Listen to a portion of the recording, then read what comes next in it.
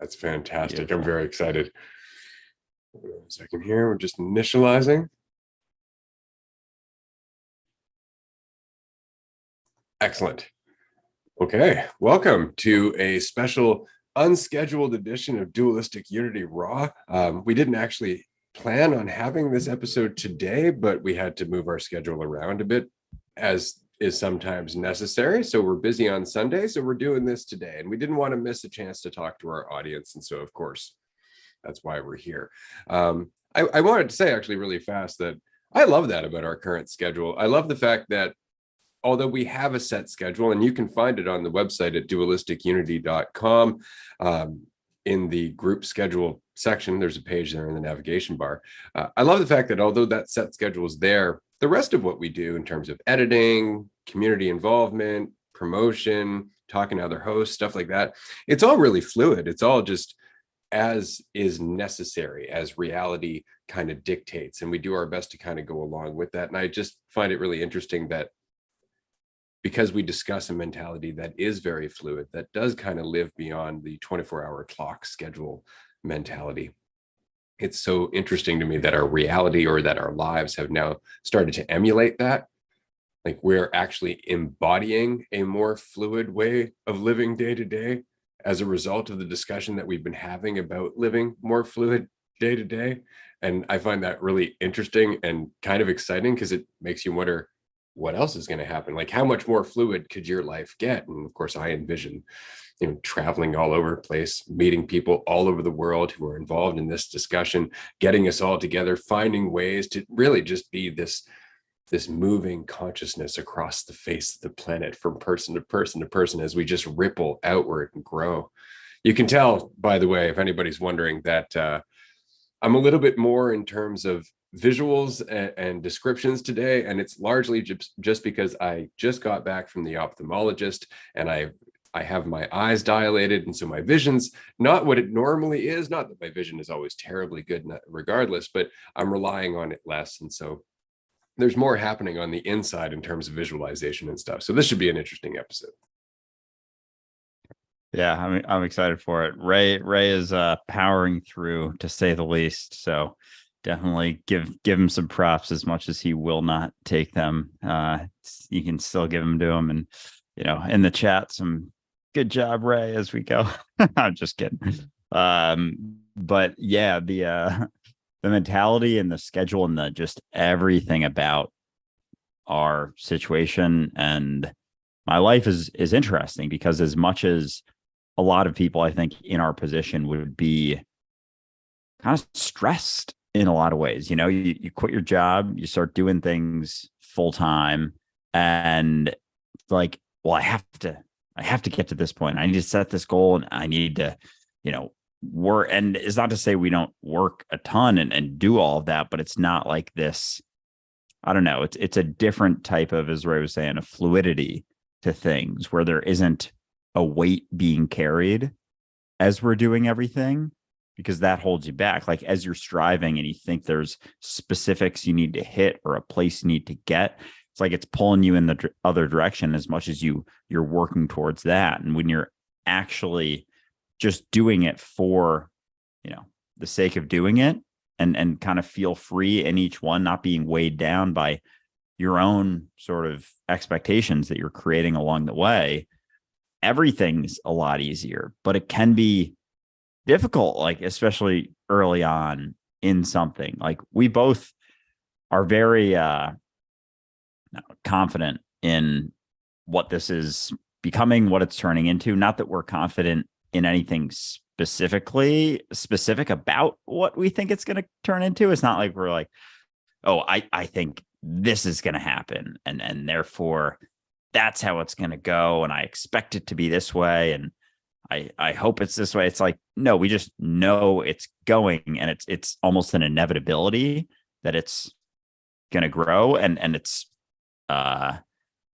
we know so because it's available now. Like, the ability to see it is right in front of our eyes, and based on what we're doing here and now. And so, as much as, I don't know, in our current mentality, societal mentality, it's very common to get really worked up when you're starting something new and kind of worried about things, if you can do all of the same type of work without the worry, without the stress, you're going to have twice the energy to pull from to do everything that you're doing and allow insights to arise along the way. If you're so structured and focused and set on what things are going to look like, there's no way for those insights and that raw intelligence to arise. So it has to be kind of that balancing act between the two of like working hard but not striving for anything specific.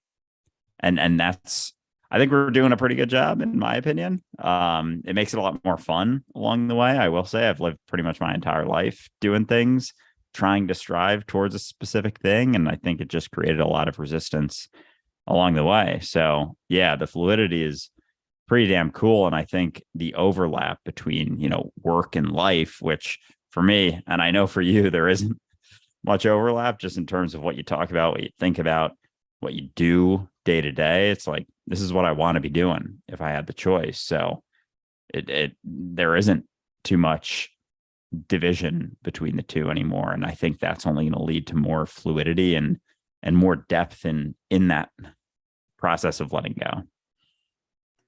That's really interesting because, yeah, it's funny.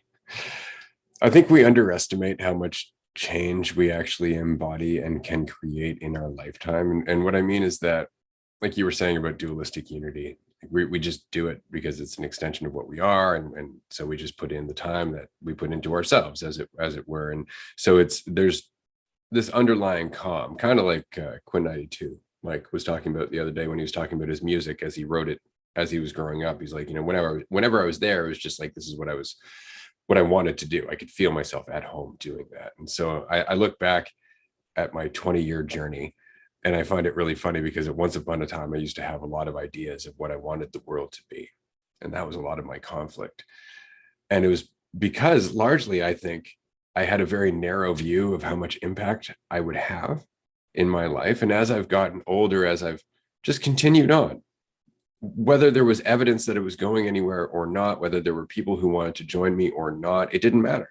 It was about me and my journey. And change is cumulative. It is, whether you see it's happening or not.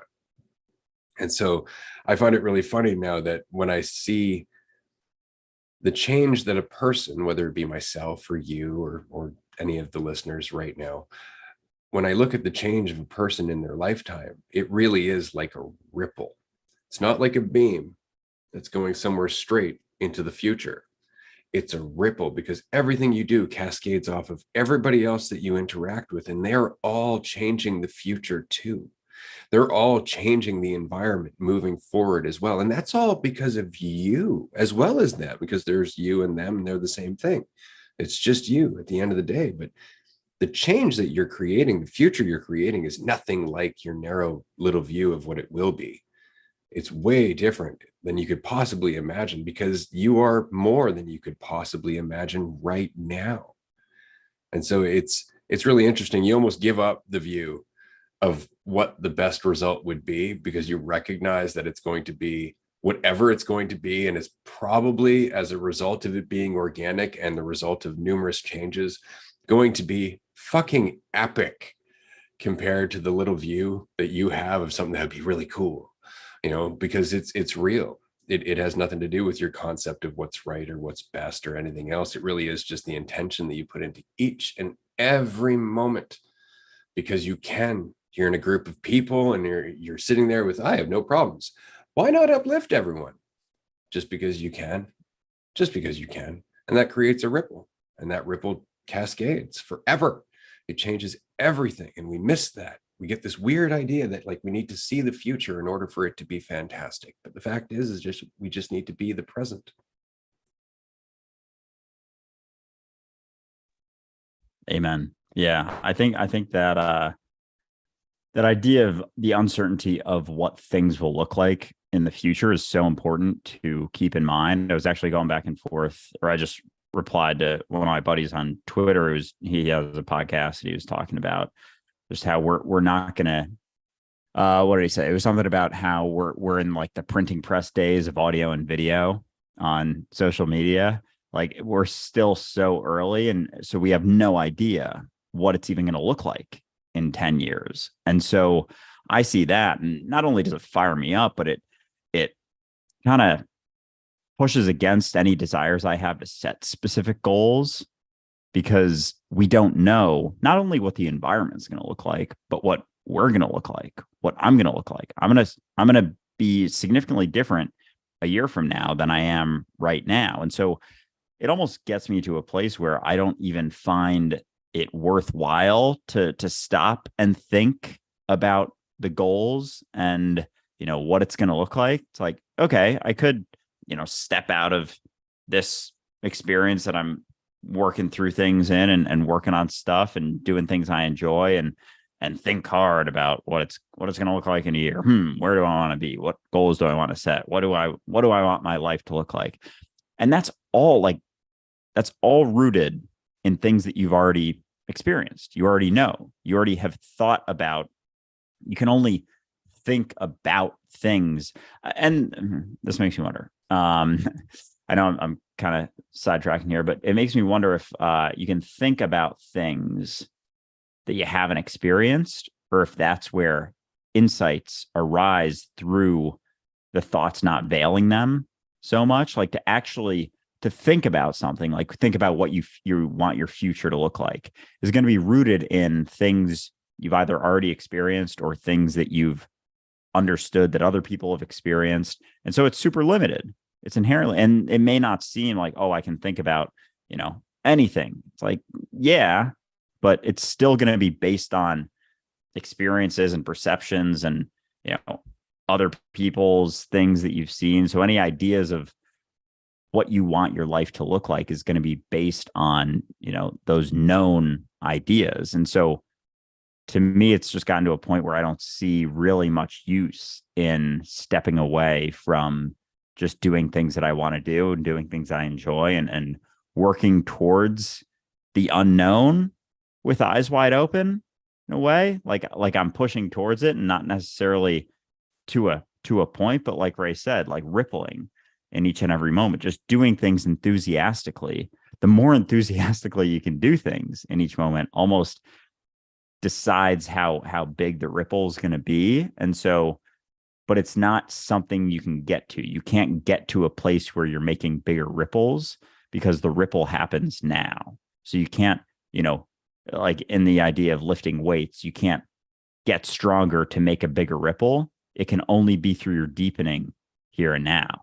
Like how deep the rock drops into the water is how big the ripple is going to be. But you can't think about where it's going to be and like build up all this stuff to like drop it harder in the future, because it's only being dropped up and down, because it's always now. You're not going anywhere else. It's not getting dropped into any other location that isn't here now, because it's always where you are. And so it's about deepening into each and every experience that impacts the ripple. And those ripples, as Ray said, are cumulative. And they build on each other. And so the focus, the attention will always be best served on what you're doing here now, because that deepens that ripple that you're making. And you can't make a ripple in the past or the future. It has to be here now. So you might as well deepen into here now. And that will dictate the strength of your ripple, oddly enough. Focus and attention, right? The more you are paying attention to the moment, the more you are in that moment. That's where things happen. I always find that really interesting. It's like, I want my life to change. Well, where do you think that happens outside of here and now? This is the only place that things change, is here and now. And so if you're waiting, you're missing the point. Do something different, or think something different, or ask a question you haven't before. It really isn't very difficult. It's just a matter of making the biggest change, which is oddly enough to switch gears from the illusion to reality. And we talked about that briefly before. But the biggest change is recognizing that the one habit that kind of underlies almost all of your problems is the narrative of you. It's the narrative of who you think you are, what things mean about you, what you can do, what you can't do, what other people have compared to you. It's this whole idea, it's this multifaceted idea that unfortunately gives you the sense of security because at least you know who you are. But on the other hand, it's also what creates the bars of your prison. So your prison is keeping you safe while at the same time stopping you from enjoying freedom. And it really is just that. It's just the idea of you, because you can use the idea of you can learn from the idea of you can play with the idea of you, but you are never the idea of you. You can't be. It's just an idea. That's the whole point. It changes. You change all the time. And there are numerous different ideas of what you're doing right now. So which one is the truth? None of them, all of them. It's the whole point. They're just descriptions. They're just singular facets on an infinite diamond that is the here and now. And so it's important to keep all that in mind. And I'm going on a tangent here, specifically because, man, I don't know. It's been a hard week for a lot of people, and I know that's like every week there's something hard. I get that, I really do. But I've been reached out to by a number of people in the last like 2 weeks here, and they're all teetering on the brink, wondering why the hell they should keep moving forward. Why not just end it? And I don't know why. I assume they reach out to me because they know that I have a history in that place, that I lived there for a long time, that I'm open in communicating it, and that I'm very, very certain that there are paths out of that place, despite the fact that that place will convince you otherwise. And I think that's maybe why people tend to reach out to me. But I just wanted to summarize kind of, I don't know, the insights that I've been passing on, in the hopes that maybe it's going to help somebody else going through this. The first you're not going to like, which is that if you're waiting for a cessation of suffering, if you're waiting for the conflict and the challenges to stop, they don't. I just need you to know that every thought, every doubt, every fear, every challenge, everything that you're going through that's negative and is adding to your conflict and suffering, that shit never goes away, but it becomes far less important. And I think that's it, is once you stop trying to run from it, you actually find you have the strength to look it right in the face and go, you're not me. And it's really important to do that. But to do that, you need to recognize it's not you. What you're thinking about is not you. The narrative you tell yourself is not you. It is a facet of you, maybe. It's a part of your story, maybe, but it's only one narrative of infinite narratives about how you're doing. You could tell me something that you've been through in your life that added to your trauma and is pure evidence that you are going to fail and not make it through. And I will look at that same story and show you how you have learned something that will change the world if you just give it time. So which story is true? Neither of them. The fact is, you're just here now, as you, as I. And that's always the case. The narrative is optional. There's so many of them. Don't get attached to one just because it offers you false certainty. Because that's the only thing it offers you, is false certainty. Even the idea like, I can't carry on. False certainty. You're still here. How many times have you thought you couldn't carry on? You're still here. You've proved yourself wrong so many times, but you don't focus on that because hell will tell you there's nothing else. But I'm telling you, from somebody who's been there, who lived there, who ran from it and identified with it and made it my own, it is not all there is. In fact, it's not even the giant monster that it makes itself out to be. There is a state where you can look at all of that stuff and see a golden nugget or a fluffy bunny, because there's nothing frightening about it. There's nothing but value that comes from the darkness, as long as you just wait it out and get through and stop holding on to it. Stop making it a part of your story, because that's what's keeping it around. You're perpetuating your pain by attaching to it. I know that's not easy to hear. I get that that's not easy to hear. It sucks until you stop doing it. So all that said, if you're curious about the mentality that I live in now, because it's been a long journey, do check out episode 1 of the Dualistic Unity podcast. Do check out season 1, because it really is all about just the shift in perception from the idea of you being reality to you being reality. Amen. Yeah. Well said. I think that was one of the biggest shifts for me. the recognition or the realization those feelings are never going to go away, and they're going to be different for everyone. The feelings that you resist, that you think keep you in your suffering, whatever it is, whether it's apathy, anxiety, nerves, fear, anger, worry, any of them, they're all in there. They always have been and they always will be. So it's not about getting rid of them. It's not this place, this magical place in the future where you're going to be free of all of them forever. It's about how much you can feel them and look at them and go through with, wherever you're going anyway. Do it despite the feelings, choose to do something differently. Choose to, when you're sulking and suffering and in bed for 4 days straight, just making the choice to get out and go outside, or even open up your door and go downstairs. Any of it shifts everything about your reality. But it's not about silencing them. It's not about getting rid of them. It's not even about quieting them. It's just about doing it so many times, going through with whatever you're avoiding or resisting, and just living your life despite it, just going on despite it, is what it comes down to. Through that process, through that decision to continue on despite all of those feelings that have held you back for so long, eventually they have nothing else but to quiet down. They don't stay loud forever, but it's not something that you're going to actively avoid or suppress or deny or silence, because it's going to make them fight back even harder. So with that, the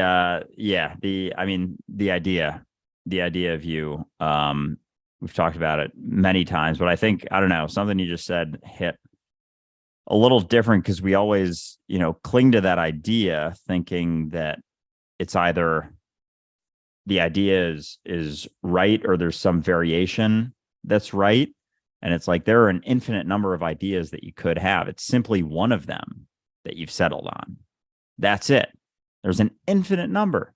There are so many ways you can think about yourself, so many different ways.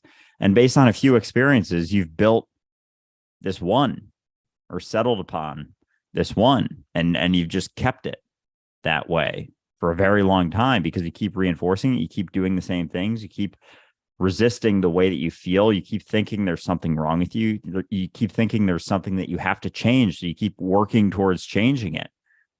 It's like you're running through quicksand, trying to change yourself. Like it's a relaxation into the reality that you are what you are. You are where you're at. What do you want to do with what you have right now? And the doing with what you have, what you already have, relaxing into the reality that you are what you are. That is what makes the change. Because, as Ray said, change happens now. It doesn't happen anywhere else. It does not you do not change in the future. There is not a point where you begin to change that isn't here now. The only place you've ever changed, the only place you ever will change, is here now. Sure, a lot of times people will have so much weight that they feel like there's not even any way they could possibly change, but change isn't that massive idea that you think about. Change is little tiny shifts, little tiny nudges, little tiny changes in perspectives. The decision to, wake up an hour earlier one day, or go on a walk when you haven't gone on a walk in weeks. It's not about, becoming someone who eats super clean and goes to the gym 7 days a week and runs 10 miles a day. No, that is the result of, I don't know, psychopathy. If you're doing all that shit, but that's the result of years of tiny little shifts. They're just tiny little shifts. And over time that picks up steam, and then you become comfortable with that process of shifting, not with any shift specifically, but just the habit of doing it. It becomes a habit, no differently than not making shifts is a habit right now. How do you start making a habit of shifting? You start shifting little tiny things, and they pick up on themselves, and eventually it gets kind of fun. You get used to it. It gets kind of fun, and you realize that, oh, there are opportunities. There is a way for me to change. It doesn't have to be this massive thing. But then, a couple of years later, you look back and you're like, oh shit, I'm a lot different than I used to be. But it never felt like that along the way until you take a second to look back and go, oh, wow, pat yourself on the back. Damn, made a lot of changes. Fucking incredible. But it starts with the little ones, little tiny shifts. Yeah. And beware the mentality that thinks it's not changing. Because that, again, that goes with hell. Hell convinces you that that's all there is. This is all you're ever going to feel forever. The fact is that it's impossible that you're not changing. The only thing you can do is slow the rate of your change by holding on to something. But you are change. The moment is change. Life is change. You are life. There is no separation. Which brings me to our next point that's going to shit all over the suicide parade, or at least it did for me in a very big way. Outside of the first point, that, of course, the reason that I wanted to leave this world was because of a fiction that I was holding on to, because I didn't want to have faith in myself, because I didn't recognize how much I was capable of. So that's the first point. Give yourself a chance to realize how much you're capable of. And that really requires you to let go of your story. Otherwise, all you're going to do, as Andrew said, is return to what you know. And if you're always going back to what you know, then you're never seeing what you can do. You're just seeing what you've done in different variations. And so keep that in mind. Get out of your shell. Give yourself a chance. Stop thinking about yourself to the best degree that you can, or at least recognize that thinking about yourself is just your brain trying to settle on false certainty. It's not actually the truth. Recognize that. And then this point, again, crapped all over my parade. And it ties to our first question, because I kind of squinted at the screen and I noticed somebody in the comment section had asked about our thoughts on death. There is no death. There is the death of the idea of you. There is the death of the current form that you are expressed through. And by death, I don't even mean death. There is a change to the current form that you're expressed through. It still goes back to everything else, which is also you. And we've talked about this numerous times. If you're not familiar with the Dualistic Unity podcast, go and check it out, because this is going to get weird otherwise. Everything in reality is I, from plants and animals to humans, in varying complexity. Even your cells experience themselves as themselves. And so with that experience of division from reality, there is always conflict. There's always struggle. There's always a journey of birth to death, because that's the journey of duality, of the experience of being separate from yourself. And so what I'm trying to say is the hardship that you're going through right now is always there in any form that can express that degree of complexity, and that can go down the path of having an inner narrative. It's always there. You might think other people don't deal with it because they've learned to dance with it a little bit better, or because they're too afraid to express it to you. But I need you to know there isn't a single living human being that isn't going through the hell of being a human being. And so, because there's no death, you're not going anywhere. You're just going to have to do the diaper thing all over again, have your heart broken for the first time, go through puberty, all that fun stuff, just to come back to this point where you still have to deal with the shit. It's always in there. There's no escaping it. It is part of this existence. The pendulum swings both ways. The conflict and the alignment go hand in hand. The duality is there all the time, because that is existence. You cannot escape it through dying. All you're doing is ending the opportunity that you have to use everything you've learned so far. Because you're settling on a story that it's never going to be useful. I'm telling you, you don't know how useful and capable you are, because you're still going through the shit. Give yourself a chance to get out of it. And then you will recognize exactly how many skills you have, and exactly how many people will look at you and go, oh, wow, you're not afraid of this? And you'll go, well, I was. And then I went through hell. And now I'm not anymore. And that's the lesson. But you can't get there if you give up. And what's worse is that you're giving up everything that you've learned up until now. And I'm not saying it all seems worthwhile right now. I get that. I understand everything. You're like, right, but what do I want all this crap for? I understand right now it seems useless and painful and you just want it to go away. What I'm saying to you is that there's always that for everyone to some degree, regardless of their situation. And I mean this, I've worked with a lot of very wealthy clients. They stay up at night wondering whether or not they should continue living. They're still suicidal. I've worked with people in poverty who have a greater level of happiness than some of the rich people I've worked with. Just try and keep that in mind. It's really not about your situation. It's about what you can do with it. And I'm specifically talking to adults here. I'm not talking to children. Children are different because they don't have the capacity to know the world that they're living in. They're still learning all that stuff. They don't have the skills and the tools to be able to take on the responsibility that I'm talking about right now. So everything that you went through as a child, that's not the same as what I'm saying. What I'm saying is here, now, today, you have a choice. You can let all that shit tear you down, or you can use it.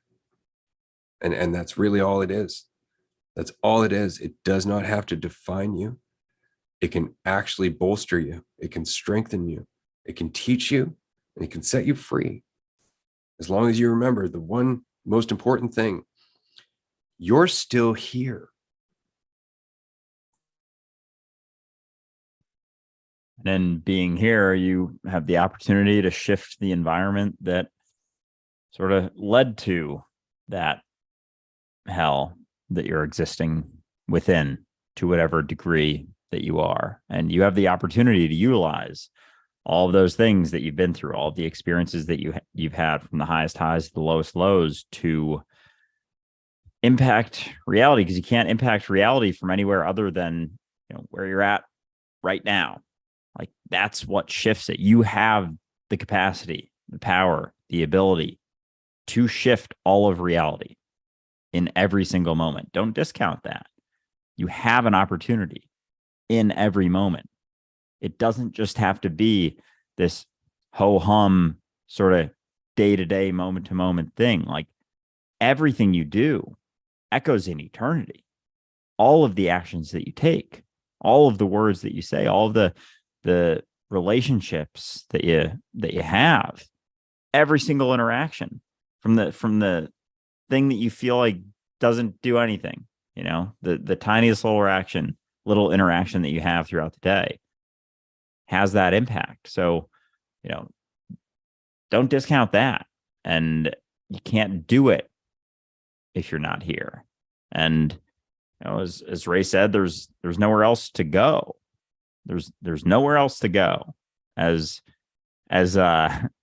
interesting, I know it's Ray already said this, but like, it's not going to make sense if you haven't listened to much of the podcast, or not that you have to listen to the podcast for that to make sense, but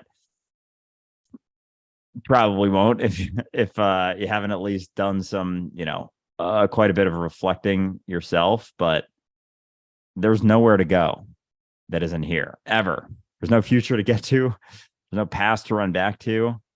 Like, this is where it all happens. Right here, right now. Everything about your life changes here now, always. And it's just how willing are you to allow it to? Like, how much do you not want it to? I guess that's what a lot of it comes down to, is that the changing is the constant.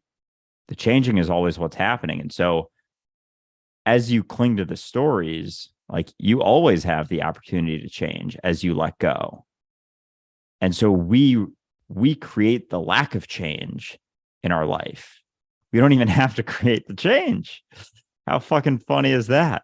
You don't even actually have to actively change your life.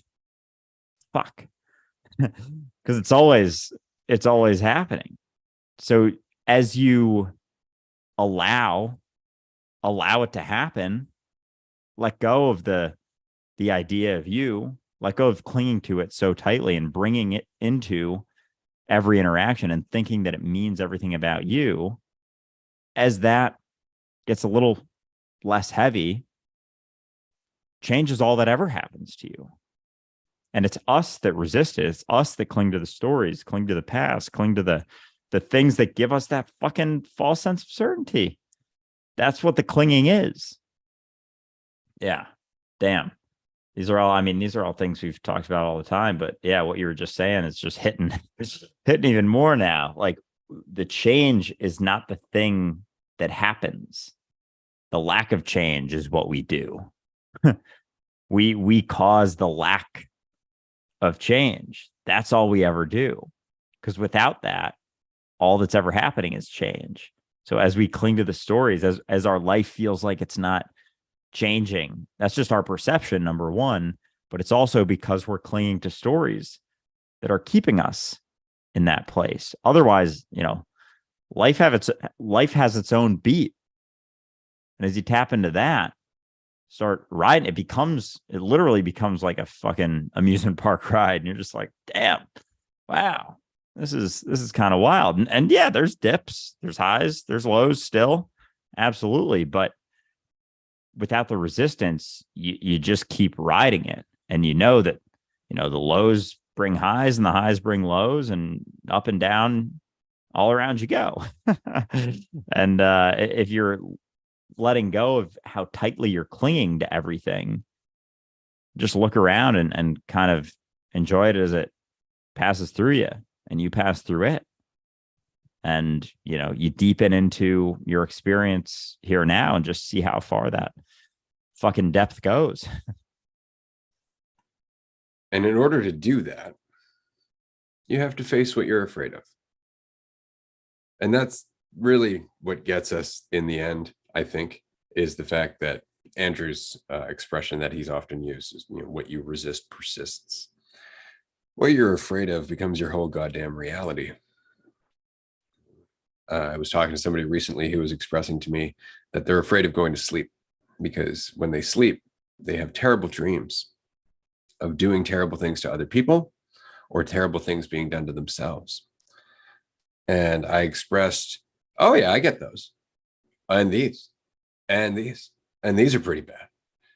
And I don't run from them. They don't scare me. I don't judge myself for having them.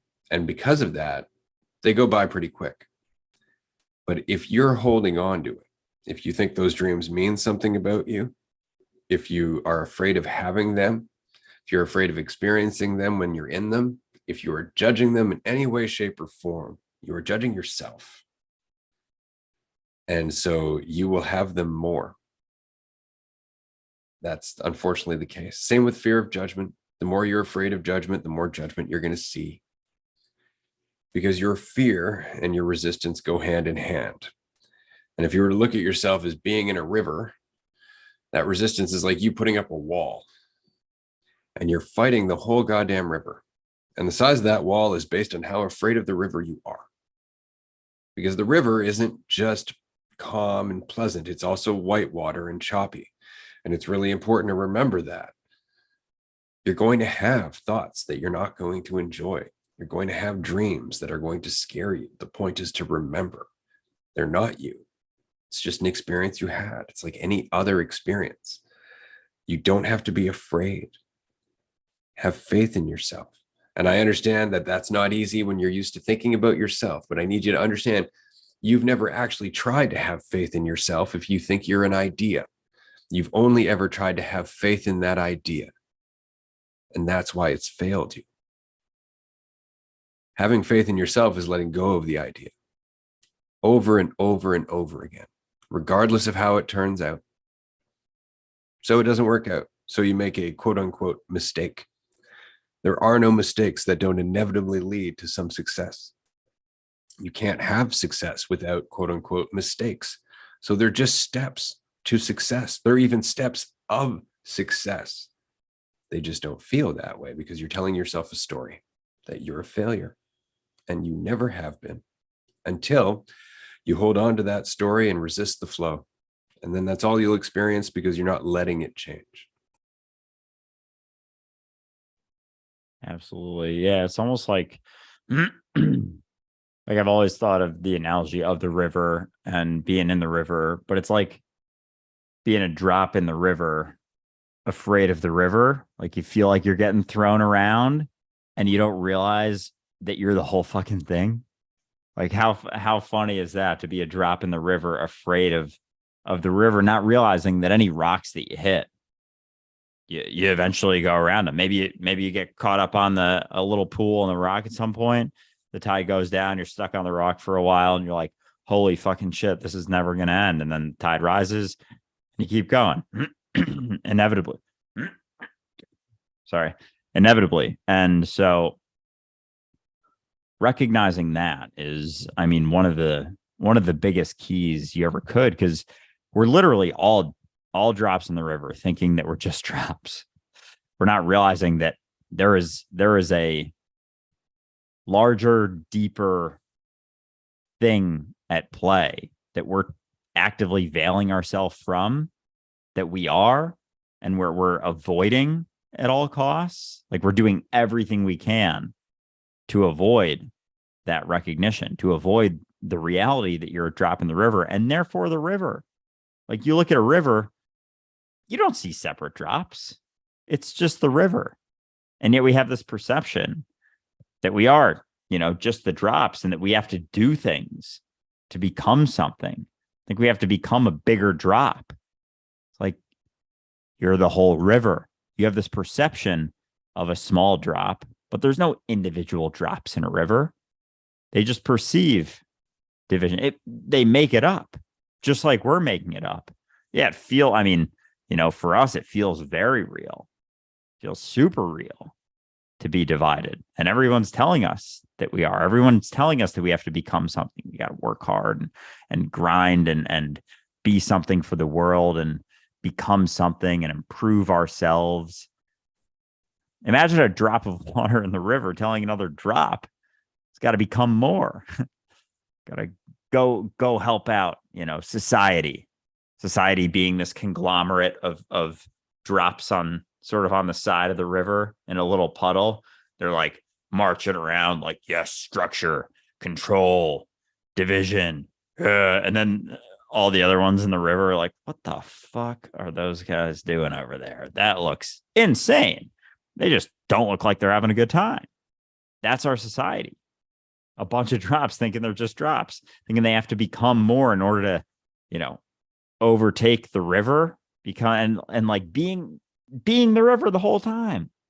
It's just fascinating how much we perpetuate that mentality that just keeps us in our suffering. Like as soon as you perceive that division, as soon as you see other, as soon as you think your value is based off of, how big of a drop you become, you're going to see all the other drops and judge yourself relative to them. See how you're stacking up, because there's no objective big drop. It's all just relative.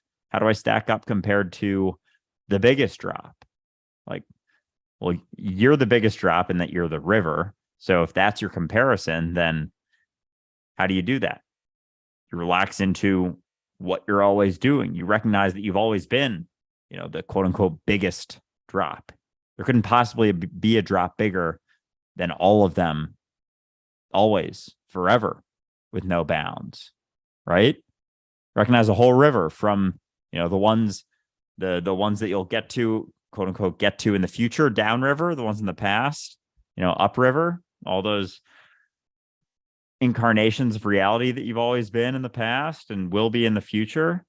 Like they're all you too. And so it just comes down to that perception. But man, it's a good fucking illusion that we've settled into. It's fascinating how good it is. It's really like marvelous. Like in that you marvel at it. It's insane. Like it's so wild. Absolutely perfect. It's absolutely perfect. It's as real as possible. Yeah. And that's just fine, because again, it's just understanding. But we've never had anybody around us to have this conversation. Largely, it's been like, believe in God, believe in this, believe in that, belief. And so we're having this conversation, and I think somebody actually asked, like, right, but how do I believe that? Don't. I don't want you to believe anything about yourself or anything about the world or anything about death or life or the universe or anything. And what I'm saying to you is that if you practice that enough, where you just embrace the uncertainty of never being sure, inevitably what you will come to is the foundation of your existence, which is reality itself. And that's where who you are becomes, as Andrew has said, obvious. It becomes self-evident, but it doesn't become self-evident until you embrace the uncertainty, until you embrace that none of the concepts that you'll ever come up to will ever be the truth.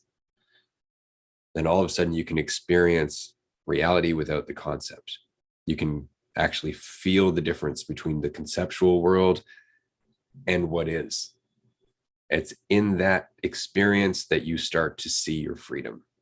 It's not about belief. It's not about trying to be something. It's not about trying to get somewhere. It's about leaving all of that behind. And as we were just saying, allowing change to happen. Because you may not recognize it because of the story that you tell yourself, but you are a change machine. It's kind of funny when you think about how I just said that, because I could ask you to break a 5 for me. But the fact is that you are actually built as change for change. That's all it is. That's what you are. Your body's constantly changing. You're constantly changing. You are part of reality that is constantly changing. Change is happening all the time. Your brain is the most advanced computer ever. And it's always processing information, regardless of the narrow stream of thought that you might be looking at. There are infinite other streams of processes that are happening that you're not paying attention to. And so you tell yourself, I'm just this narrow stream, but you're not. You're not. You're actually learning things all the time. Children before 5 years old are learning faster than any other period in their life. Why do you think that is? Because they have no sense of identity. So everything is just info coming in all the time, and you still have that capacity. Your intelligence has nothing to do with the story you tell yourself. Nothing. If anything, it's very much the opposite. It's being in the present without that narrative that allows you to pay attention and focus on what you're doing. And that's when your intelligence expresses itself. So it really is just giving yourself time. And every time your brain goes, you're this, go, am I? And just keep doing that until one day you stop listening to all the crap your brain is telling you. And you look around and go, oh, I'm all this. And it's not a concept. Almost becomes like a game every time it comes up. You're like, but I'm not that either. But I'm not that either. And you keep going, because there's nothing in that recognition that you're change, that you are change. There isn't so much, as much as we keep doing things, there isn't the weight of feeling like you have to, like there isn't the should, I guess. A lot of it is what it comes down to, that fucking should. Oh man, I've a real gripe with that word. It's I feel like that's been, I don't know, big part of my life for a very long time. And I'm finally like, oh shit, I don't have to do that anymore. All right, cool. But through that, like, because that's a fundamental understanding that I don't think a lot of people recognize, is that they are change, that we have these narratives and ideas in our society that we have to be the ones that do it, you know, from ourselves to all of the rest of society. We don't have the faith in reality to shift with us. It's like we have to go outside of ourselves to change it. It's like we have to, I'm going to keep going back to the drop in the river analogy. I'm probably going to just use it all episode. We feel like we got to like hop out of the river and like patrol and peruse and like overlook the situation of the river. Be like, I don't like that part of the flow over there. I'm going to go change it. And it jumps in and just gets swept away by the river. Like the audacity we have to think that we can actually have impact on a thing that's us, that we don't recognize it's us. Like that's, oh God. I mean, we've talked about this a bunch too, but like until the drops recognize that they're the river, shut the fuck up. Shut the fuck up. Like you're trying to change what you are, not realizing that it's you. Like, how could we possibly come up with ways to shift our society when we don't recognize that we're it? Like, we don't even recognize not only that we're not the world or that we are the world, or we don't recognize that we are the world. We don't even recognize that we are society. We think of ourselves as something separate from society. Oh, society has to change as you continue going on doing all the same bullshit that you always have, perpetuating all of the same division that you always have, continuing to inflict and experience suffering in so many different ways, all the psychological suffering through perpetuating the idea of yourself, clinging to it, bringing it into every single moment. So we haven't even been able to recognize that we're the society that we're trying to change, let alone the world, let alone the universe, let alone reality. So until those drops in the river recognize they're the river, just focus on yourself. Like, let go of that.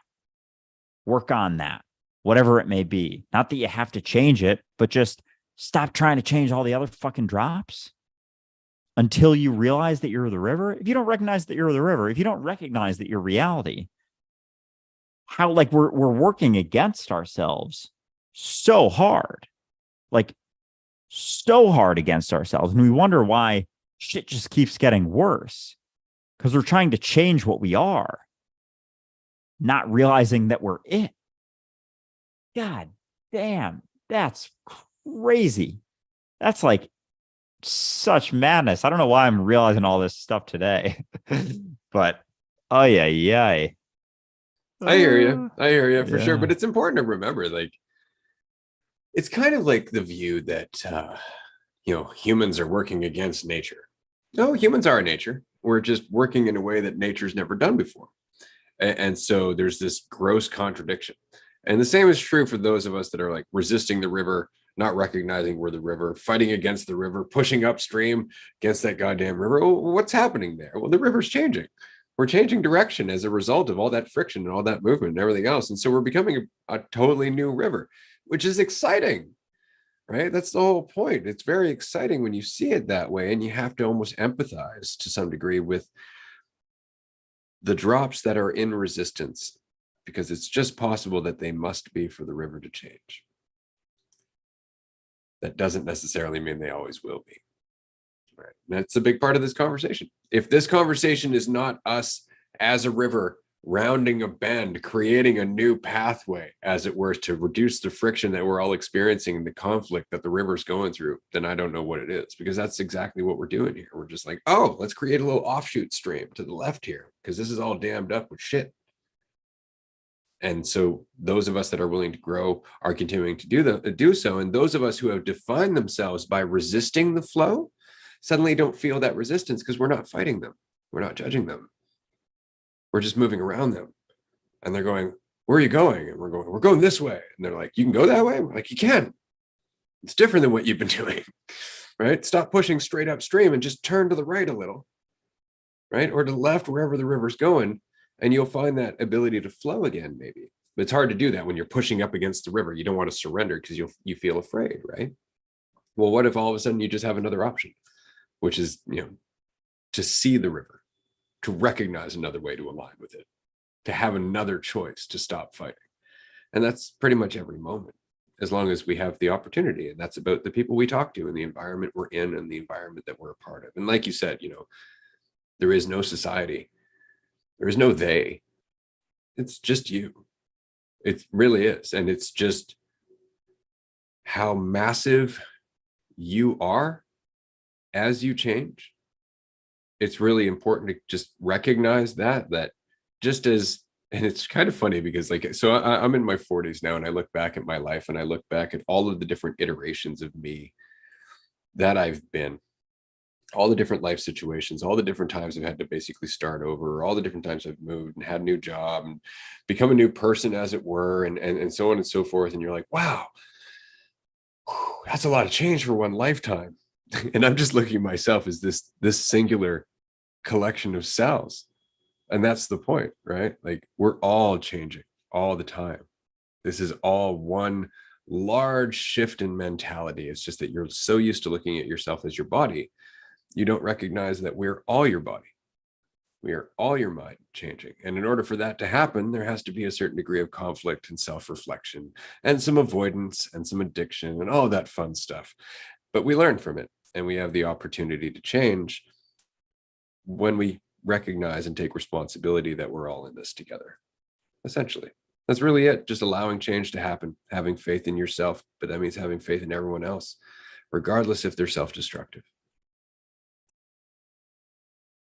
Yeah, the shift in what'd you say earlier this week? What day is it even? Friday or probably earlier this week, about not allowing or recognizing that your flesh goes beyond just the idea of where you think your flesh ends. Like that imagery has been hitting different for me, but with the I'll get to that, but with the river and a different pathway. I don't know if you can see this on my notes, but that it's like hitting up on the wall of identity, and then DU. Oh, it might be reversed, but DU is like, I just oh, want we you to don't know have. that's what I saw in my head. So well done. Okay, nice, awesome. Yeah, I mean, it came through my hand, same insight, but that's how I was picturing it. It was like a dam of identity, like, oh, it has to be this has to be what I am. And it's like this conversation is just, oh wait, that's how a fucking river goes. It inevitably finds the crevice. Like a river flows wherever it goes, as long as, if it's downstream, until it's no longer going downhill, it always finds the way down. Always. Like there's no wall that could stop a river. If it's just a wall, like it's gonna inevitably go around it. And we've just been clinging so tightly to that false certainty of identity that we've just been bashing up against the wall. It's like, oh, we can continue to flow. We can keep going. Like that's gonna change everything. But the shift as well, along with recognizing you're the river, but also just that your flesh goes beyond just the idea of where you think your flesh ends, and seeing that everything you do, like, it's not about denying that you are this iteration. It's just the limitation and the idea that it's all that you are. It's like everything that you see, everything you interact with is also you, that you have the ability to shift. Just like, your fingernails start getting a little bit long, you can clip them. That's shifting yourself. Just like smiling to another iteration of yourself on the street shifts yourself. It changes that reality. And when you start to see yourself as all of that your flesh goes beyond just your idea of where you think it ends at the edge of, quote unquote, your skin, everything gets way more interesting. Like you see that the impacts aren't just on you. You don't have to do everything just for you. Everything you do is rippling throughout yourself, and it's all impacting yourself. Only you don't have the entire weight of all of that fucking identity anymore, weighing you down from the ability to have any desire to go out and have any impact on yourself, because you're so caught up in thinking, in the illusion that you're just this little incarnation. As that goes, as that drops, as that becomes less powerful, like you're going to have significantly more energy to go out and have an impact on yourself. And as you have more impacts on yourself, you're not thinking about yourself so much. There's less weight, and it kind of reinforces itself. You have impacts on yourself, recognizing that it's all you. Less weight that you're holding, the more impacts that you have, the more impacts that you want to have. It's no longer this very limited desire. It's no longer the goals just for yourself, big house, nice car, whatever, like $1 billion in your bank account. As the idea goes, so does the weight, and so does all of the desires that kind of keep you suffering, because then you strive for that and you maybe don't get there, and then you feel worse about yourself. And then you look at, the other iteration of you that has another extra zero in their bank account, and you compare, it's like, no, that's you too. What do you think makes you better? You can't even spend all that money in your lifetime anyway. Like, why the fuck are you clinging to it so much? Like, there's a bunch of people starving over there. That's you too. They're all dying. So we've just gotten so far from that, like so lost in the dream that we're now carrying this made up weight, also this imaginary weight that feels so real that it's actually weighing us down. It actually causes more wrinkles on our face. Like, it actually has impact because it's all impacting, because they're as real as this too, sort of, in a way. They certainly impact it. They impact you and your experience here, but it doesn't mean it's as real as you think. You don't have to keep keeping it around. You're the one doing it, and you're the only one who can let it go. Yeah, it's funny, you were talking about how there's a different way to live. There's a different way that we can change this planet or society moving forward. And I immediately again hear cries of communism. And I find it so funny. I was listening to a video earlier with Ben Shapiro, and he's an interesting chap for sure. It's not that he's not intelligent by any means. It's very much that he's just super caught up in self-validation. You'll notice that every time Ben Shapiro has a point, he's very derisive about anybody who might disagree with that point, and it's very much validating how he perceives the world. So his view of communism, for example, is, anybody who says communism is a good thing is obviously living in a capitalistic society and talking about communism, because if you go to communist countries, they're all very poor and the quality of life sucks. And it's like, right, okay, that's not necessarily a terrible point, but you also have to look at those communist countries and the government and so on and so forth. Like, communism itself isn't necessarily purely practiced in terms of the concept that it was originally supposed to be. It's still under governmental influence. It's still very much under control of the ego. And so therefore it's not really a fair society, is it? Which was kind of the point. And so he'll always point at, communist countries being failures. It's like, right, but they're still all driven by ego. And his whole point is like, oh, everybody just wants to challenge the system, despite how successful it's been, despite how much it's created, despite how good things are. It's like, how successful it is. We have wars every day. Like, they just moved the doomsday clock to 90 seconds to midnight. And it's the first time they've moved it up in like 3 years or something like that. It was what is that? The doomsday clock? Have you never heard of the doomsday clock? No. Oh God, the doomsday clock was created years ago. It's this symbolic thing that basically a bunch of nuclear scientists created after the invention of nuclear war to indicate how close we are to nuclear Armageddon. And so the closer to midnight it gets, the more it's supposed to symbolize that they're telling us things are really bad. We might actually do this anytime now. And so at the moment, we're 90 seconds to midnight. So like, how symbolic is that? Like, they're saying like we're on the precipice of nuclear war because of everything going on in Ukraine, in Saudi Arabia, what's happening in China, India's current response to the United States, a bunch of other shit. The entire dynamic of the world is changing, and there's still fucking 30,000 nuclear warheads out there. So that's the successful empire that Ben Shapiro is touting. Look how well we're doing, right?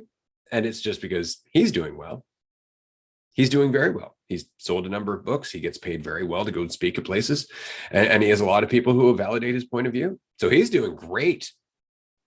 Kind of makes you wonder if he knows anybody who's actually suffering, right? Has any actual direct connection to anyone who's on the shit end of the stick when it comes to this society. People in poverty, for example, people who are being oppressed because of the lobbying of corporations against government. Because that's happening everywhere. But, this is a successful empire. And the only alternative is that evil communism. And it's such a bullshit, simplified argument at the end of the day, because there are so many other options, like us evolving, growing up, and not being so fucking egotistical. But if we're looking to our leaders, quote unquote, to guide us and towards that change, we're going to wait a very long time, because there are our leaders, which requires their ego. See the problem there? right? Global governance, leaders of more and more people, it's a big ego to even want to take that on. Nobody sane would want to take that on, because one person should not have sway over hundreds of millions of other lives. They just shouldn't, right? This is why small localized governments, that works. Communication, we can do it. The internet's there. It's not like we don't have options in terms of creating a different world.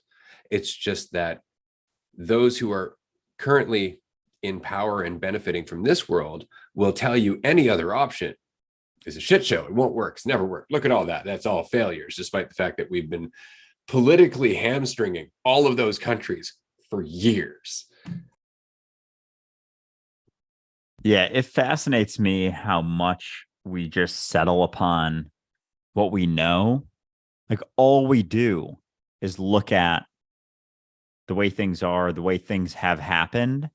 We're like, oh, this must be the peak. This must be the best that we can do. Like we always rely on the known, on what we've seen and experienced and done. It's like communism could never work because it hasn't worked. And it's been tried, less than a handful of times by large countries. Like it hasn't been tried that many times. Just because it's failed, like correlation doesn't equal causation. Just because it was run within, like that's the thing too, is everything's been run within the same mentality, the perception of division, the idea that you are what you think you are. So they're all going to be fucked up. And it's like, what, we're just going to settle upon the least fucked up? We're just going to pick our poison and leave it at that? And even the idea, like with history, there's been more discussion, Graham Hancock looking back on things, recognizing like, oh, there's been humans around for a lot longer and probably significantly more advanced than we are now. But we have this idea that this is the most advanced that we've ever been because, what do you mean? We're in the year 2023, like fucking dumbest shit ever. Also, but we get caught up on thinking, like most people I know think that this is definitely the most advanced that we've ever been. And so we think that everything we do has a sort of like, I don't know, gold plate on it. Like everything we're doing right now is as good as it could be. Like, you don't think we could do better? But then we get caught up in the idea of better being, a clearer camera on your iPhone. Like that's our idea of better. That's the extent of our improvements that we're making in society, not recognizing that, we're caught in a dream thinking that it's real. And we all think that it's real. Like we're not willing because once we get to a certain point, we're comfortable enough to stop questioning. And so the ones who can do things about it, the ones who aren't so caught up in working through the mud in their shit lot in life, once we get out of that, we're like, oh, all right, things are fine. Yeah, I'm just going to keep living my life because I'm comfortable now and I have lots of money. And that's the extent of how it goes. Like as soon as we're out of the shit, like, oh, all right. And we see it in many different types of things. As soon as we're out of the shit, we don't want to look back at it. We start just thinking about ourselves and just kind of being selfish again. It's fascinating because that's all we think we are. We don't see the impacts that can be made. And especially if we feel like, we're the ones who got ourselves out of the shit and we take that sort of egotistical pride in doing so. We're coming from, a lower class family and working our way up and now having, $1 billion. It's like you have this idea that everyone can now do that. And anyone who doesn't is just not working hard enough. And you're so caught up in the idea of yourself that you can't see the impacts that you could possibly make on everything else. You don't recognize that you can actually shift all of it, all of reality, all of society, because we're so caught up in me and the idea of me, the little limited thing that has such limited potential. But because we settle upon that, we think that having a bunch of money and a big house is the extent of our human potential, because we cling to that, because that is kind of the extent of identity based stuff. It's just in comparison. So it's just what everyone collectively has settled upon for their idea of success, and then just compare it to everyone else. Oh, I have more than everyone else. All right, guess I'm successful. And that's totally arbitrary. Like, the idea of success is completely made up by us. It's not objective truth. It's not like written into the fabric of reality that, oh yeah, that's it. Like, we didn't even have houses the way that we do right now back, a couple hundred years ago. But yeah, we just settle upon all of these things that we made up, perpetuates our suffering and reinforces division and keeps us in the dream, keeps us dreaming, not recognizing that it is a dream, not recognizing that this may not be as real as we think. Oh, there may be another way that society can go, but we don't even want to look at that. No, well, we wouldn't, right? Like you were saying, that a lot of people think this is the most advanced we've ever been because they have to. Do you have any idea how much that would tear us down to recognize that 20,000 years ago we were more advanced than we are right now? That kind of information would never see the light of day. It would never happen. Like, I promise. And it's just because it would totally change the narrative of the world. Right. And we're already doing that. And that's why a lot of what's being discovered now is largely being attacked by mainstream science. That's ridiculous, things like that. But they can't avoid it forever. This is why Göbekli Tepe.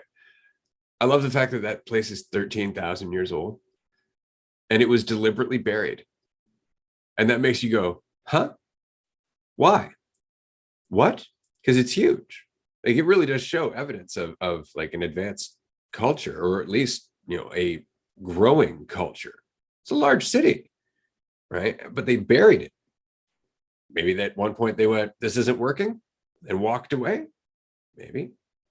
Right? Like, there's a lot of questions out there, but it requires us to let go of our very limited worldview. And I think it's really important to remember again that, and I say this in Discover Transcendence, we fear our worldview changing. Like, for the longest time, we were like, oh, humans are the center of the universe. The earth is the center of the universe. And then along came Galileo, and they're like, and he was saying like, no, actually, I'm seeing something else. And they're like, put him in prison. And it was just because he was challenging the narrative that made everybody so certain. And he didn't get pardoned until like 300 years later, which is kind of funny because it doesn't really make a point or make a difference at that point, does it? He's dead. But it makes them feel better because, we're moving with the times 300 years later. But this is it, is that we resist the change of our narrative. And one of the biggest narratives we have is that we are so advanced. We are the top of the food chain. We are the most intelligent creatures on the planet, despite the obvious, despite the evidence, and that's kind of what you were saying earlier. Like, we were talking about Ben Shapiro and his fixation on the current system and whatnot. And I find it really funny that John Adams himself, one of the founding fathers and instrumental players in the formation of democracy in the United States, actually said there's never been a democracy that didn't eventually commit suicide. And he said it. And yet you have people like, democracy. It's like, right, because it's working for you right now. For you. Specifically for you. And that's the point, is that narrow-mindedness, that limited view that's based on yourself is what creates revolutions. It's what creates poverty. It's what creates those outliers who go, system doesn't represent me. It doesn't even know I'm here. Right? But you can't listen to the people who are benefiting from that system and expect anything out of them except bias. You ever see the Hunger Games? I'm going to assume that you're nodding because I can't actually see your face at the moment.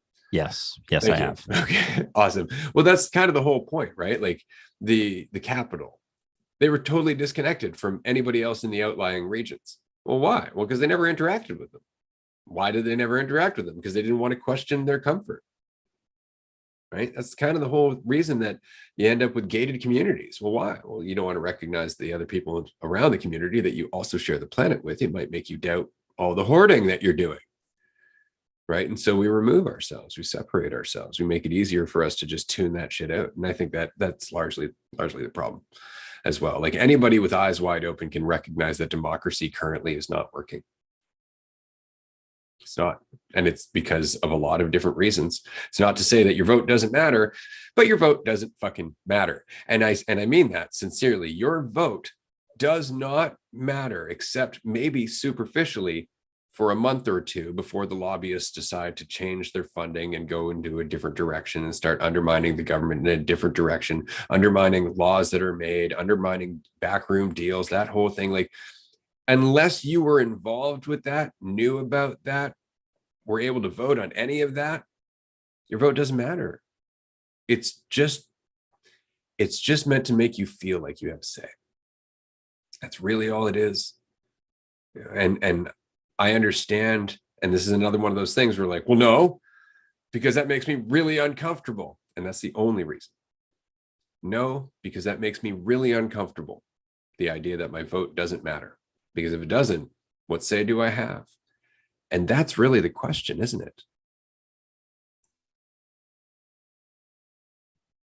Yeah. And even thinking, just recognizing that all of the types of systems we've tried to have in the past, we perceive, thinking about America, Democrats versus Republicans, right versus left. And it's all within the same fucking mentality, that's kept us in deepening into this state of suffering for so long.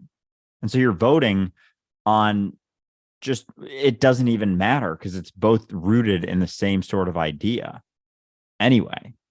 So we have this illusion of an impact that causes us to not be able to see the impact that we can have in each and every moment, because we have this idea that like every 4 years or every 2 years, we have our impact. It's like, what about the infinite number of moments in between those 2 years where you can actually shift reality? Like that's a discussion I've gotten into with people in my life in the past about that. And I've been talking about how voting's bullshit. Like it gives us the illusion of control, gives us another illusion of control that we can have a say in it. It's like, you're telling me that I should go vote, and I'm putting out fucking videos and podcasts and all this shit all the time to thousands, tens of thousands of people all the time. And you think my measly little vote is going to have more of an impact on that than that is, right?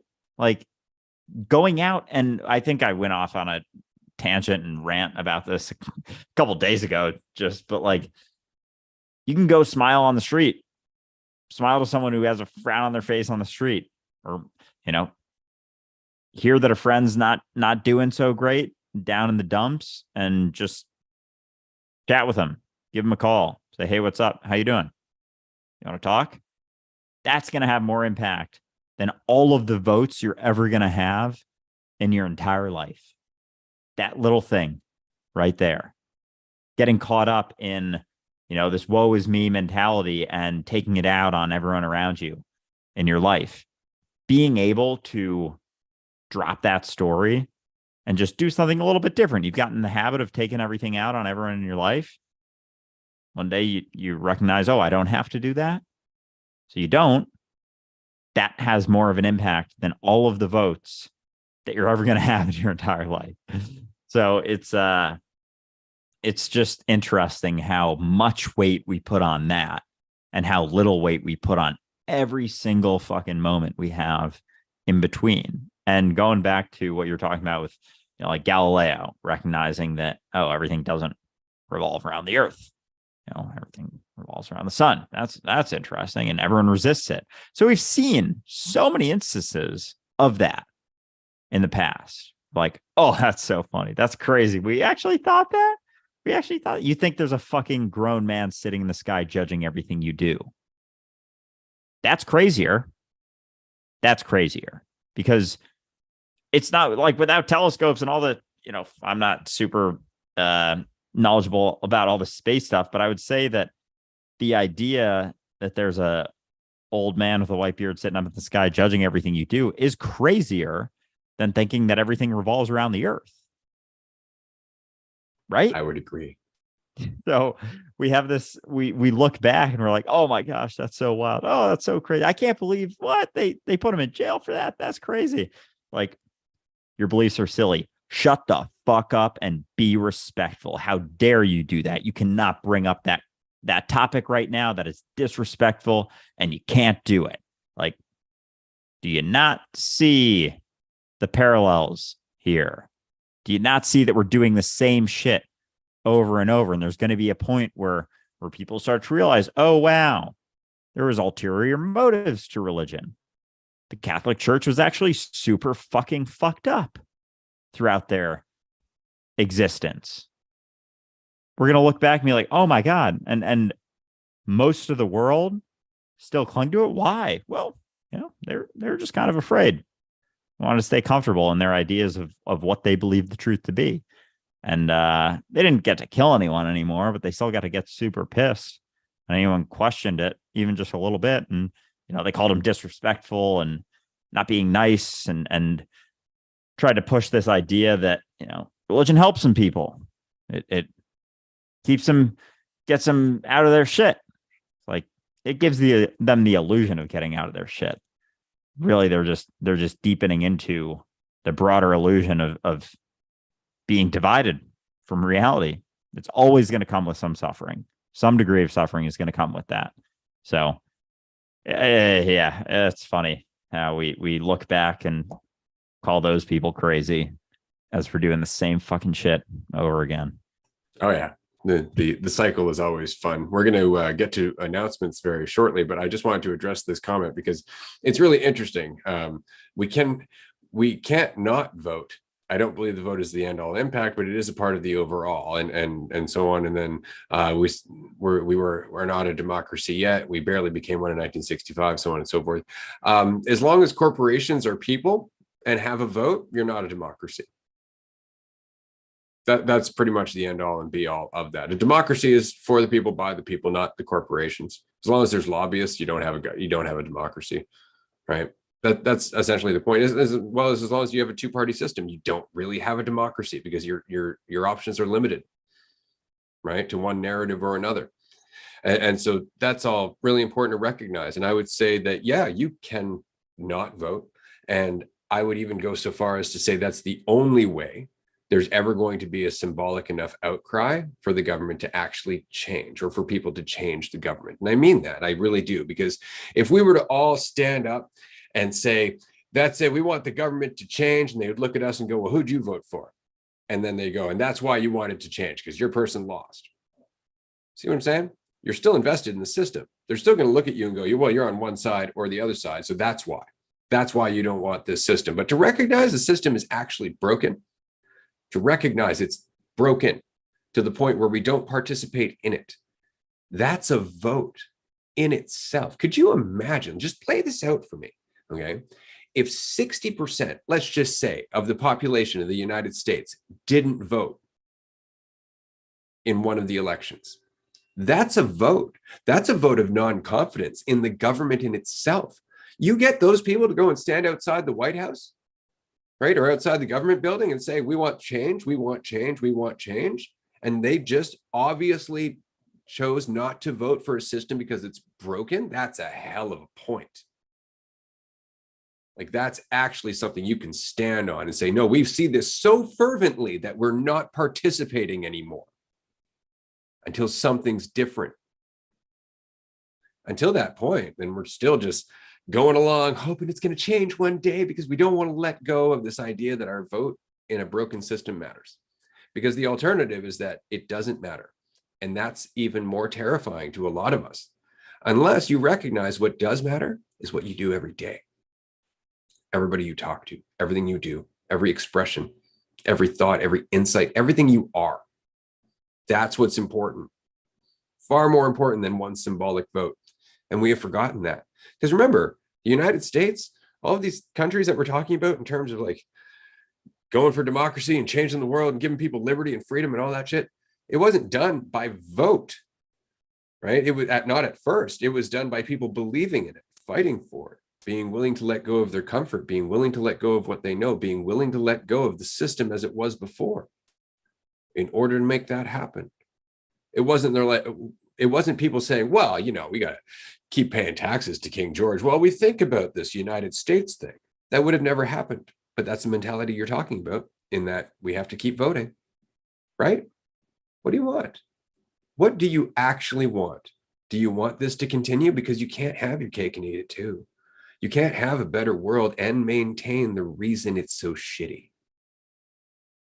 You just can't. And so I would say that not voting is a vote. I would say being blatant about why you're not voting is even more important, because that is the point. George Carlin made this point a long time ago, and I agree with it wholeheartedly.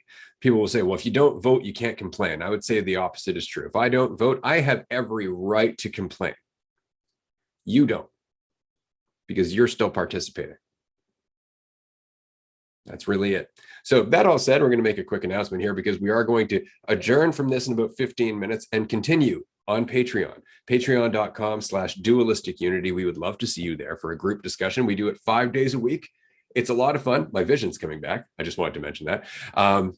And of course, if you join us on Patreon as a tier 2 or a tier 3 member, you can actually join us every second Tuesday in a live episode like this one, in a group setting where we just go around, talk, share insights, answer questions, maybe express some grievances. I always put that in there because sometimes there will be grievances. Not everybody enjoys what we have to say. Not everybody agrees with what we're saying, and we invite them to come on the show. Absolutely. Actually, just to mention also, we also now have a new call-in section, which happens every alternate Tuesday.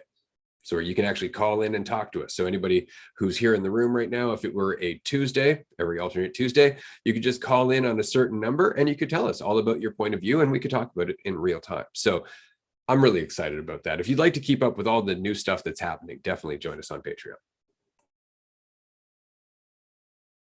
Absolutely. And we got that dating workshop coming up. Excited for that. That should be a lot of fun. That is next weekend, February 4th and 5th. So it's 2 hours each day.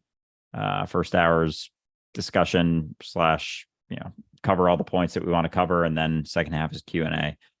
So those workshops are always a lot of fun, especially when people come with a lot of questions, and we're just able to go back and forth and all of that. But going back to the voting, just some last points with that. Like, when you get caught up in thinking like everyone has to vote, you're still very much believing in the system. You think there is a right side, a correct side. If you're pushing the idea that everyone should vote, like, you're pushing this idea that one of the sides is correct. Both of the sides are caught up in the same fucked up illusion, the same distorted perception of themselves, believing that there's something inherently separate from reality, believing they're not each other, that they're not all of it. So which side are you going to choose? The distorted side or the other distorted side? Like, when you start to see that, it doesn't make, like, what do you go flip a coin and then be like, okay, I voted, so now I'm a better person? There's no good option. There's no right option.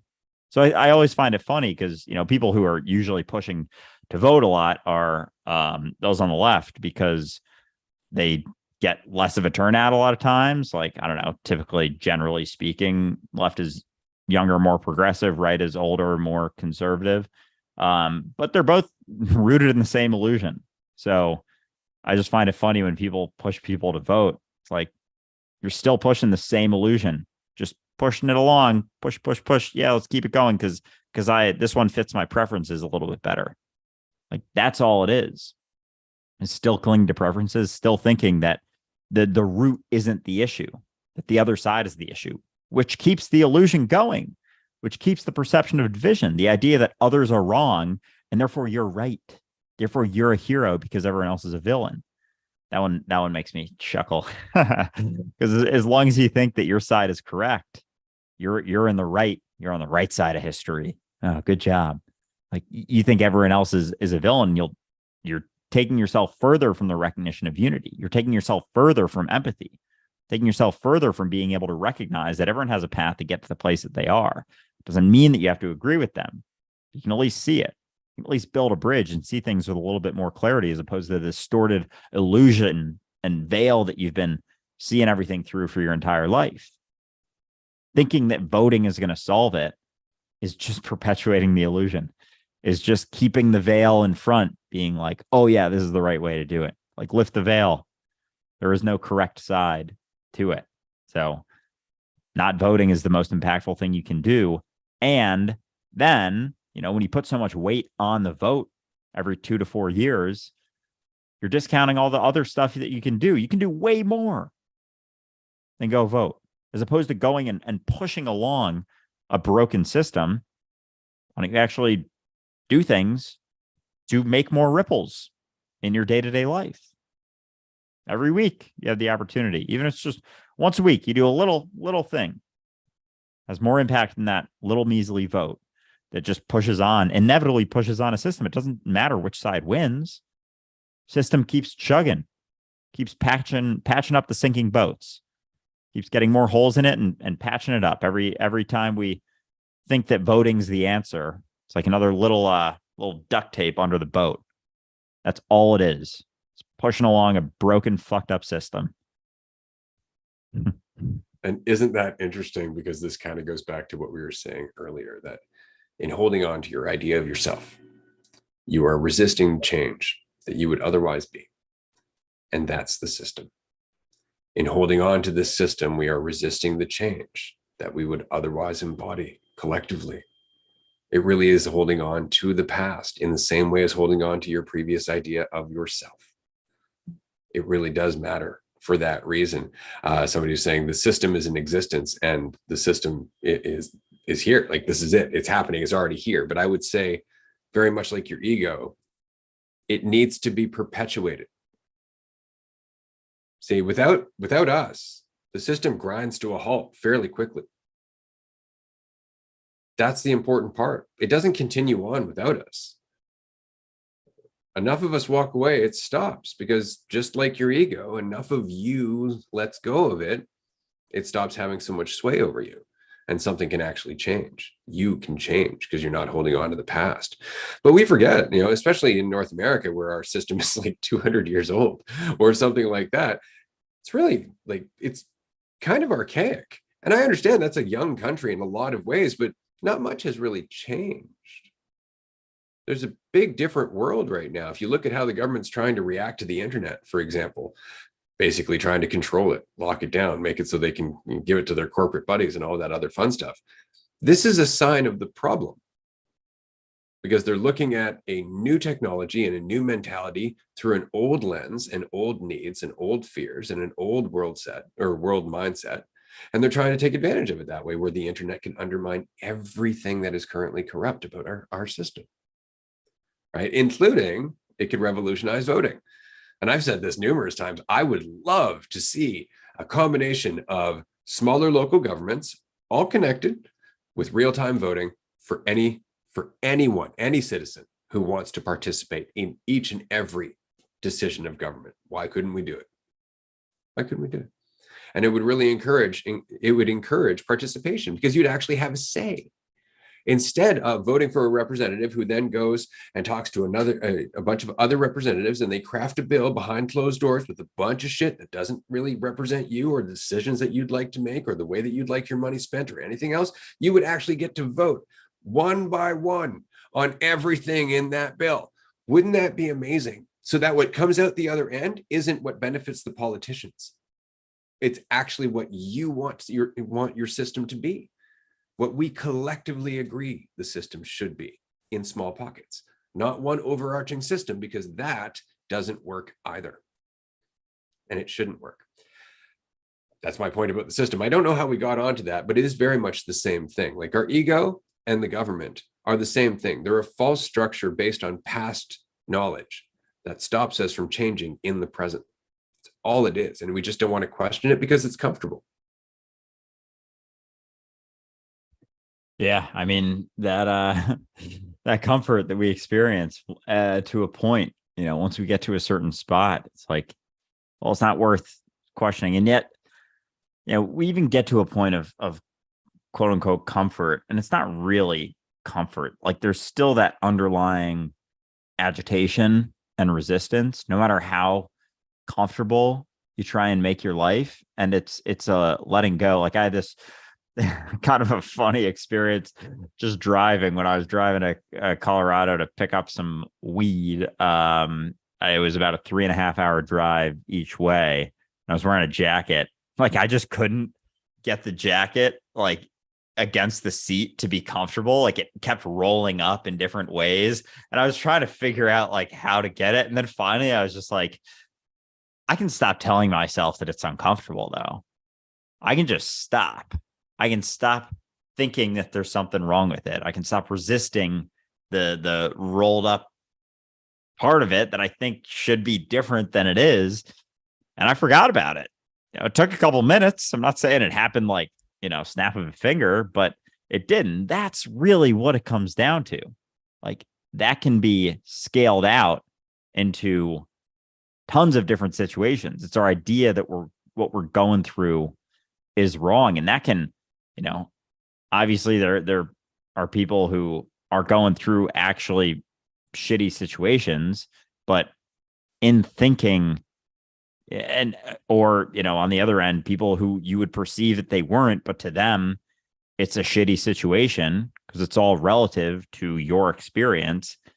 And a lot of times it comes down to a letting go of that resistance because the tension and resistance to it keeps it there. It's that idea that it should be different keeps us tense, and we're always manifesting our state of reality, our state of existence. So as long as we're in that state of this should be different than it is, we're not going to see options of how to change it. It's like as the resistance settles in and we cling to it, like the wall goes up. So in letting go of the resistance that we see other options. Like how often do you, using a jacket example again, when you're in a rush and you really want to get your jacket on and get out the door and you're just like fucking with your zipper and you're like, God damn it, it's never taken me this long to like zip it up, and you keep trying, it keeps getting stuck. Then you're just like, take a deep breath, kind of relax, and then you just take another split second to like put the zipper in and zip it up. It's like, that's it. But we so often think like we need that control. We need to actively do this. I need to have this impact. Like if we just, take a deep breath and look around sometimes, let go of our idea of what it should be relative to what it is.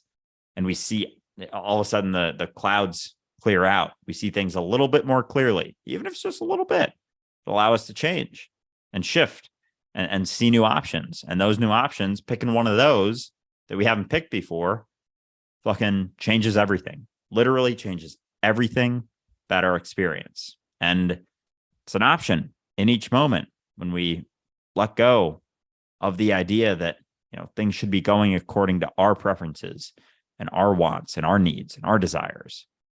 Because how limited are those? Incredibly. But it's what drives our current system. It really is. And somebody again was talking about the system in terms of ignoring the fact that you're part of a society, or it's actually it separates you into droplets. I would disagree, and it's not that ignoring it so much as recognizing it's not the fact. Like we play by that system. Like we have the tendency of thinking of ourselves as Canadians or Americans or wherever you're from, but that's not the fact. That's not the reality. That's just another part of the game that we play. So to play that game and understand that it's not the truth is one thing, but to continue on because it's reality right now, unfortunately, just perpetuates it. It really does. It makes it difficult for us to ever want to let it go because we're used to it. Right. And I think that's really the whole point. Like I accept the system as it is around me. I just don't believe in it. There's nothing about my life in any way, shape, or form that thinks this is good for us. And so I don't act or I act accordingly. Basically, like I don't believe in voting. I don't listen to politicians when they're making bullshit promises, things like that. I just don't. I continue on focusing on what's in my reality, which is here and now, which is the people in front of me. It's not politicians, right? I don't work or live in a government building, right? So the government is actually just one of those outside structures that may be influencing your external reality, but it is not external reality. People really are still external reality. People facilitating the government creates the government, but it's people more than anything else. It's people. Without us, none of that continues on. So if we're going to change anything, it's not the system, it's the people, which means changing ourselves. And that means changing our priorities. And that really comes down to being aware of what we continue to condone and perpetuate just because it's convenient, because it gives us a sense of control, because we still have some idea that it's going to work based on how we were raised or what we've been told or what everybody around us disagrees, or just the discomfort of standing out on your own, contrary to the mob. There's so many reasons that we just want to continue participating. We justify it. We make excuses. We even tell ourselves it's rational. But the fact is, every addict does that. And it really is important to recognize that. It's an addiction. It's a familiar addiction. That's all it is. And it's because we don't see what the other options are. And addicts don't until they finally get tired of the suffering that their addiction creates. And that's what's changing. We're getting tired of the suffering, more and more and more of us. It's going to take a while. Certainly, there's still pockets of us that are, diehard about this. And there's a lot of us sitting on the fence because we're not quite sure what else we could do. But that's where this discussion comes in. That's where this dialogue comes in. That's where the growth that you are going through as a person individually comes in, because that will inevitably lead you to a different worldview. It will inevitably lead you to a different way of dealing with everyone around you. And that's how everything changes. But you have to decide where you are. You have to decide what your priorities are and be aware of why you've made that decision, because often it's just habit. Often it really is conditioning, and it's important to recognize it.